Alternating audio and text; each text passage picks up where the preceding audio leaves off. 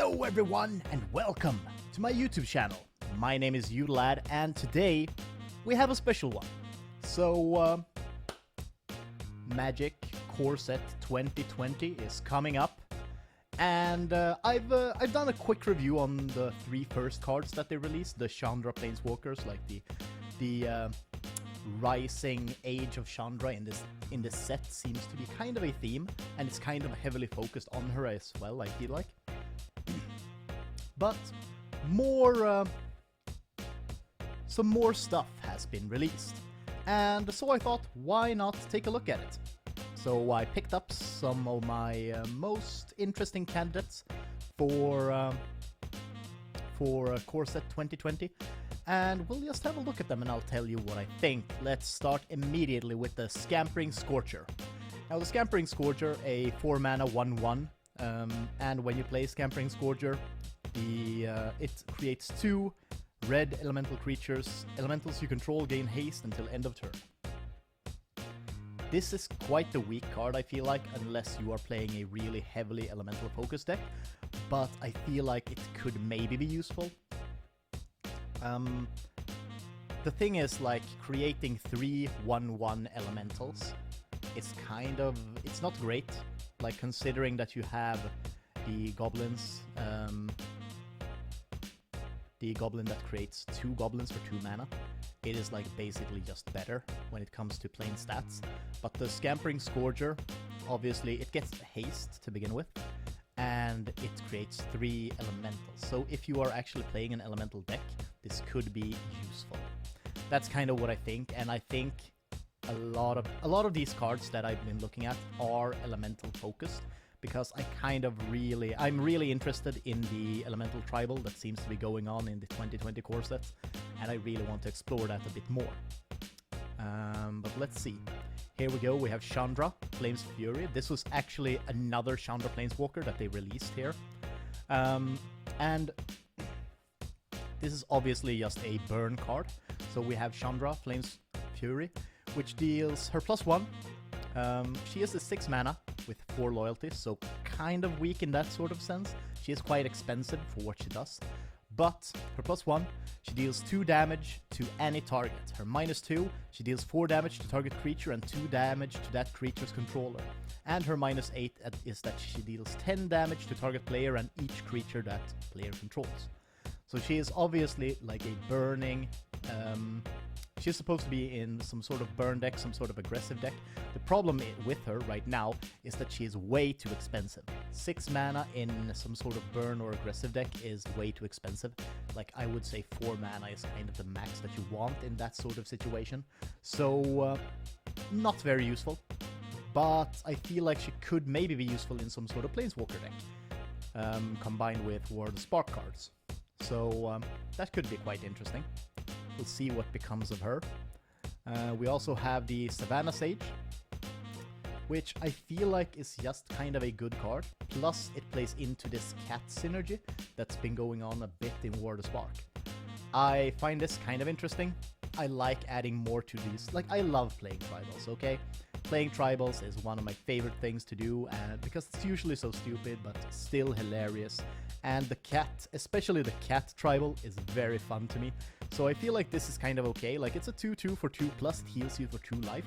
So it's kind of a hold back the tide kind of card. You can use it as kind of a good blocker, and you also heal. A good procker for the good old... what's the name of it? Johnny Pridemate. It's a good proc for that as well, because they are cats as well. Now, here we go, Knight Vanguard. I think this will definitely be a really good card. It's a red-white 1/2 flyer. Whenever Knight Vanguard attacks, create a 1/1 white soldier creature token that's tapped and attacking. That is really good for kind of aggressive decks, because you just keep pumping out these 1/1s really early. Like on turn 2, you could actually have this out, turn 3 attacking. And that is just pumping out 1/1 white soldier tokens. Also, it's flying, so it's a bit harder to remove than the most usual aggressive kind of things. And plus, it's Boros, so who doesn't love a good Boros soldier card? Sadly, this isn't a soldier, this is a knight, but I mean, can still do that with some Knight synergy. Like, it summons soldiers, so I guess you want to do some sort of soldier deck with this. We have the Savannah Skyblade. I thought she was kind of interesting because there are a lot of synergy with flying, I noticed, when I was looking through the cards. And hers is definitely some interesting kind of late game for flying decks. Like, if you would maybe do a spirit deck, because most spirits are flying, Savannah could be really interesting. Obviously an angel deck as well, but angel decks are usually very expensive. But her ability, like, she is a 7/7 for 7 mana, so not super valuable in that sort of sense. She doesn't have... Oh yeah, she has flying and lifelink. Plus, she can be paid to be cast with just 1 white mana and 4 tapped creatures with flying. Which is, like, very possible if you're playing some sort of... maybe an Afterlife deck, that it is very possible to get her out really early. And she makes other flying creatures indestructible, which is, like, that is actually a really good effect. I think this could be quite interesting if you're playing a flying heavy deck. Then we have Lavakin Brawler, which is another elemental. I just added this because I thought it was quite good for a elemental tribal, obviously. The Lavakin Brawler, 4 mana, it's a 2/4, but it gets +1/+0 whenever it attacks for each elemental that you control. So this is obviously kind of a good synergy with the Scampering Scourgers. The Scampering Scourgers not being optimal for this, I would say. Obviously you want something more that has more value to it, like 3 1/1s for 4 mana, not super worth it, though they do get haste. We also have the LowtoSteal. I added this because I just find it interesting and this kind of an homage to the Black Lotus. It is a neutral land, a neutral land that is hexproof. Whenever the LowtoSteal enters the battlefield, you sacrifice 2 land. Plus, it also enters the battlefield tapped, but you can tap it for 3 mana of any color. So it is, I think it's going to be a useful land card, because I know there are some land play depending on your land in the graveyard. And that is kind of an interesting idea, that you have this thing that sacrifices lands into your graveyard so that you can pull them up with other cards. I think that could be quite interesting. I also think that this might be a really good card. The thing is, like, it's hexproof. Maybe it doesn't matter, it's not that much land hate going on anyway, but the add 3 mana of any color is really good. Like, this is really good in a multicolored deck, basically. But let's have a look at Omnath, Locust of the Royal. Now, this is a red, blue, green, which is the colors I'm expecting the elemental decks to be. Either red, blue, green, or just red, green, or just red, or green, blue, rather. Maybe it's red, blue. Like, there are a lot of ways to do the elementals, I guess, but I think the green land had some very interesting elemental plays, which is obviously, and Nissa creating elementals out of the land from Word Spark is an obviously good combination for the elemental decks. Now, I think Omnath is quite interesting. When Omnath, Locust of the Royal, enters the battlefield, it deals damage to any target equal to the number of elementals you control. Whenever a land enters the battlefield under your control, put a 1/1 counter on target elemental you control. If you control 8 or more land, draw a card. So this is kind of a, like, he is a 4/4 or a 3/3 for 4 mana, and requires 3 different kinds of mana, so he is kind of a pain in the ass to play. But I think, like, the damage obviously coming when you play Omnath, plus the you gaining +1/+1 counters whenever you play land, and you get to draw cards if you have more than 8 land, is going to be very good. This is obviously, you want this in a ramp deck, not a ramp deck where you use a lot of different creatures to gain mana, more of a ramp deck where you use different cards to play out more land per turn. So I think Omnath could be really interesting. Quite cheap as well, considering what it does, like 4 mana, quite an early card that you can get out. Now we have Knight of the Ebon Legion. This is perfect for a white-black Knight deck. I do like the white-black Knight decks, I think they are fun. Plus, Knight of the Ebon Legion, I think, is a really good creature. So for 1 mana, you get a 1/2 Vampire Knight that has, for 3 mana, Knight of Ebon Legion gets +3/+3 and gains Death Touch until end of turn. At the beginning of your end step, if a creature or if a player lost 4 or more life this turn, put a 1/1 counter on Knight of the Ebon Legion. So this, I feel like this is going to be a really good card. It is a very good aggressive card. Like, it's a good blocker. It's a 1/2 for 1. Plus, you can buff it up with +3/+3 and Death Touch.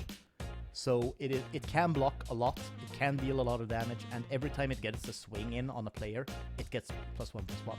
So I think this is a really good card. This might even be a really good card in some sort of red-black deck, in a Rakdos deck, because then you have some more burn, so you can actually burn the enemy. Like, just 2 shocks on 1 turn, and Knight of the Ebon Legion gets a +1/+1. That is really good, I think. Now the Aberrations Hydra, I feel like it's interesting. I just like Hydras, okay? Like, I like playing with some sort of ramp, and the Aberrations Hydra is really nice. So, obviously 2 mana and X. It has Trample. Aberrations Hydra enters the battlefield with X number of 1/1 counters on it. When Aberrations Hydra enters the battlefield, choose 1. Double the number of 1/1 counters on Aberrations Hydra, or Aberrations Hydra fights target creature you don't control. So this is either a remove card, or it is like a super aggressive, like a super buff card. This is, I feel like this is going to be quite good in, obviously, ramp decks. Maybe blue-green, some Simic, because you usually get a lot of land with them, and the Voracious Hydra, you can use it as a removal, or just buff it to become really big. Now, we have Risen Reef, which is a 3 mana 1/1. Sounds bad, but let's have a look at it. Whenever Risen Reef or another elemental enters the battlefield under your control, look at the top card of your library. If it's a land card, you may put it onto the battlefield tapped. If you don't put that card onto the battlefield, put it into your hand. So this is really good. Consider this. Risen Reef with Omnath. Ooh, now that's a combo. That's a combo, these two guys. So Omnath gives +1/+1 counters to elementals, and if you control 8 more land, 8 or more land draws a card for every land, and Risen Reef allows you to play a land from your deck, if it's on top, every time you play an elemental. Sick combo. I think it's really good. And last but not least, we have another angel, Rian, Angel of Rebirth, 5 mana, white, green, red. It's a 5/4. Flying. Other multicolored creatures you control get +1/+0. Whenever another multicolored creature you control dies, return it to its owner's hand at the beginning of the next end step. I think this is going to be really good in a multicolored creature deck. I have this multicolored creature deck that I really want to make better. I feel like it's okay right now, but I obviously want to make it better. Rien is obviously going to be such a good addition to that deck. It is actually insane. So, like, it's, to begin with, it's a +1/+0 buff, and I just get creatures back. So it's like, oh well, I think there is literally a Tome of the Guild Pact, which lets you draw cards whenever you played multicolored creatures, right? So you have Rien, you have an infinite number of multicolored creatures. I think that's a good trade. I don't know about you, but I think that's great. Now, that's all the interesting cards. Obviously, there are more interesting cards, but I don't want to sit here and talk for forever. So I'll leave you with this. These are some of the idea-popping cards for me. These are some of the cards that, when I saw them, I was like, oh my god, you could do this. And I really like that. That is one of my favorite things about Magic, when I get those kind of ideas. The stupid ideas that usually never works, but sometimes they do, and it's great. But yeah, I hope you liked it, because I sure enjoy looking at these cards, and I'm so stoked for the Core 2020 set to be released. It is very exciting. But I have been Udalad. Remember to like the video. Also, comment down below what cards you are excited for in the Core 2020 set. Tell me if there's some that I missed that are really interesting, like super gimmicky. I usually like gimmicks. And also subscribe if you'd like this kind of content. There are some more videos coming out with some more decks. I've been trying to cut down on them a bit because, well, I'm running out of ideas until like the core 2020 set when I get some more new cards to play with. But that has been me. I hope you enjoyed. I've been Udalad, and I will see you guys next time.